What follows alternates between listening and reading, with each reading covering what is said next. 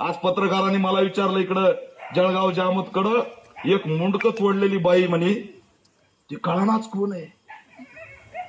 आणि त्याचा एक आदिवासी समाजाचा एक बाप आणि लेक जेलमध्ये पण टाकली.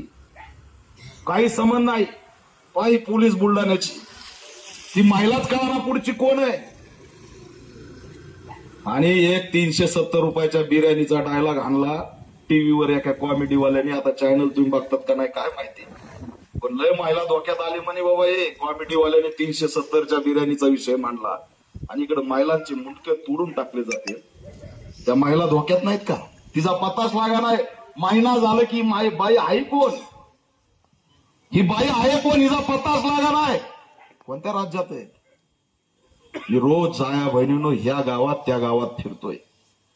लक्षात ठेवा, आपल्यावर खूप मोठं संकट आहे. होय, आम्ही मीडियात नसतो, आम्ही चर्चेत नसू, पण मला रोज कुठं ना कुठं जावं लागतं. माझ्या अंगावरचं हे जॅकेट कधी रक्तानी भरतं तर लढणाऱ्या कधी अश्रूंनी भरतं.